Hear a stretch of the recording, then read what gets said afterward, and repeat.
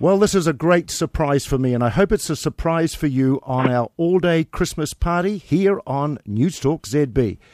He's a man I've admired for many, many years. I tell my audiences, you have to read his book, Gifted Hands. People have given us tremendous feedback on how that has changed his life, but the story is how a man went from being a street kid to one of our top neurosurgeons. It's my privilege now to introduce you to Dr. Ben Carson. How are you, sir? I'm doing very well, thank you. Now, just tell me briefly your life story, because I think it's exciting. Well, my mother was one of 24 children, and she got married when she was 13, and she and my father moved from rural Tennessee to Detroit. Years later, she discovered he was a bigamist, had another family, and of course, a divorce ensued. But she only had a third-grade education, and the responsibility of trying to raise two young sons in inner-city Detroit with no money and no education. But she was one of those can-do people rather than the what can you do for me people. Right. So she worked 2-3 jobs at a time, cleaning other people's houses. And I was a horrible student, just the worst you could imagine. Everybody loved having me in the class, though, because I was the safety net. You didn't have to worry about getting the lowest mark as long as I was there. But she prayed for wisdom, and she came up with the idea of turning off the TV and letting us only watch 2 or 3 TV programs during the week, and with all that spare time, read 2 books apiece from the Detroit Public Libraries and submit to her written book reports, which she couldn't read, but we didn't know that.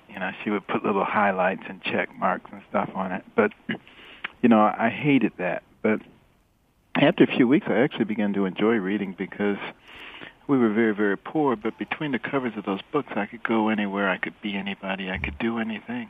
Mm-hmm. I began to imagine myself in laboratories conducting experiments, and I began to know things that nobody else in my class knew. Within the space of a year and a half, I went from the bottom of the class to the top of the class.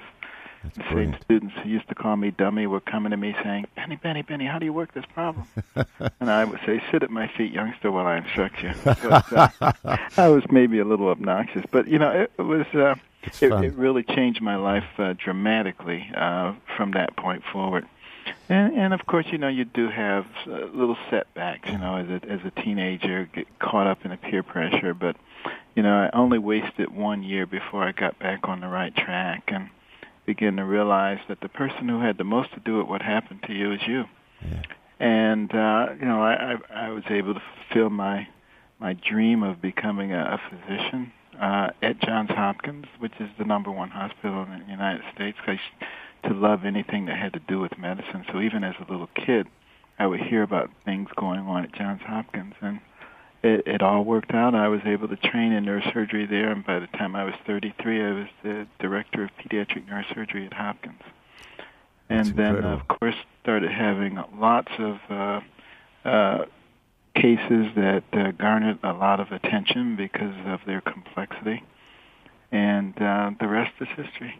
Now I'm explaining it in layman's terms, Doctor, but you were the first one to ever perform an operation on Siamese twins joined at the back of their head, and they both lived, true? That's correct. That was an extraordinarily complex thing because the vessels that drain the brain all drain into an area we call the torcula. And, if you compromise that area, usually it means death. And here you have 2 kids draining through the same area, and we had to essentially cut the drainage system in half and reconstruct it in both of them. In order to do that, we had to stop their hearts, pump all the blood out of their bodies, and we only had a limited amount of time in order to do that because the brain can only remain in that hypothermic cardiac arrested state for a short period of time. In your movie, Gifted Hands, which I have shown to my grandchildren and inspired them, and I just encourage people to see because I think it's an excellent film. There's a stage in your life where you nearly knife your friend, right? Yes. Well, I had a very, very bad temper. I was one of those people who thought they had a lot of rights. And, of course, the more rights you think you have, the more likely people are to infringe upon them. So people are always infringing on my rights, at least in my opinion. And, I once went after my mother with a hammer because I didn't want to wear something. I once slugged a kid in the forehead with a lock in my hand, put a 3-inch gash in his forehead. You know, I threw a rock at a kid who had hit me with a pebble. It didn't hurt, but I was incensed, and broke his glasses, almost put his eye out. You know, those kind of things I was doing. And when I was 14, another teenager angered me, and I happened to have a large camping knife, and I tried to stab him in the abdomen. And fortunately, under his clothing, he had on a very large metal belt buckle, and the knife blade struck it with such force that it broke. And of course, he fled in terror, but I was more terrified than he, as I recognized that I was trying to kill somebody over nothing. And, you know, I locked myself in the bathroom, and I just started thinking about my life, and I said, you know, if you hadn't had that belt buckle on, you'd be on your way to jail or reform school. And, you know, I just knelt on my knees and I prayed, and I said, Lord, you have to help me. I can't control my temper. I've tried everything. I can't control it. And there was a Bible there, and I picked it up, and I opened it to the book of Proverbs, and written by Solomon, the wisest man who ever lived, and there were all these verses about anger, and like Proverbs 19:19, it says there's no point getting an angry man out of trouble because he's just going to get right back into it. But also, like Proverbs 16:32, that says, mightier is the man who can control his temper than the man who can conquer a city. And there were so many verses about fools, and I read them, and it all seemed to be describing me. And I said, wait a minute, this is not where I want to be. And, you know, after 3 hours of reading and praying and contemplating, I came to a conclusion that, you know, to react, to strike out at someone, to kick down a wall, it's not a sign of strength, it's a sign of weakness. It means you can be controlled by the environment, you can be controlled by other people. And I decided that wasn't the way I wanted to live my life. And when I came out of that bathroom, the temper was gone. I've never had another problem with it since that time. So as such a successful neurosurgeon, your faith is still strong? My faith is extremely strong, perhaps the most important part of the success that I've had. You know, I always pray before I operate, and I ask God to give me wisdom. And I really believe that that's the reason that, you know, I've had the success. It's not because I'm better than anybody else, but God is. I can tell you that. He's better than anybody else.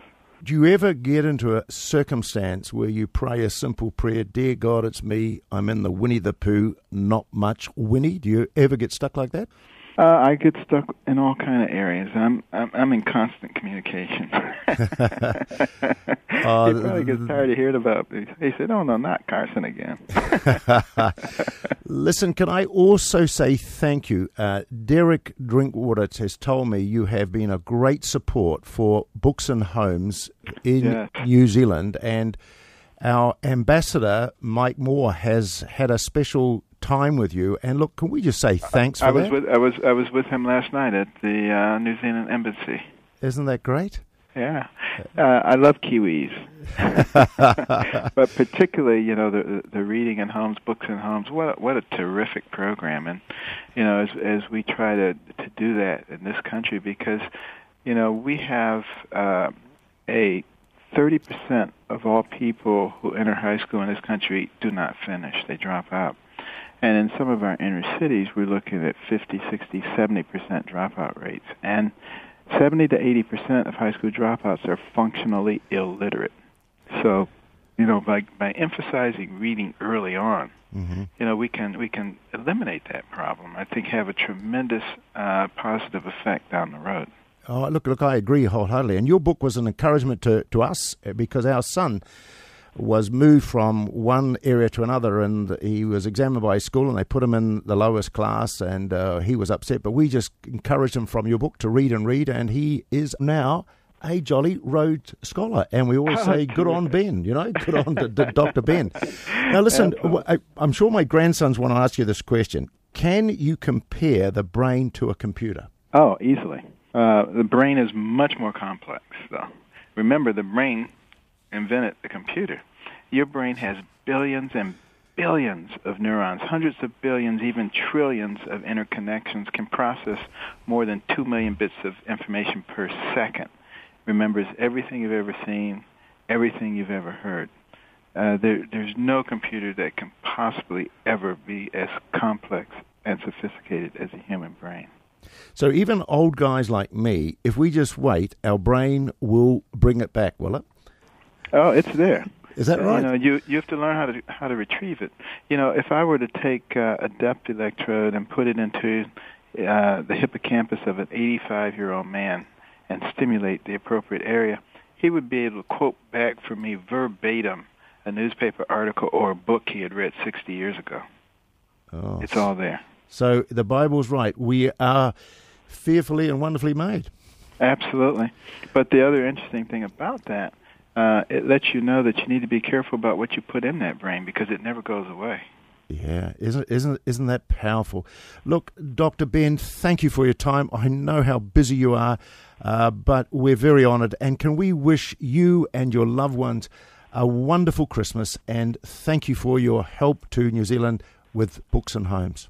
And the same to you. Thanks for all you're doing, not only in New Zealand, but how that program is now having an effect in other parts of the world. Thank you.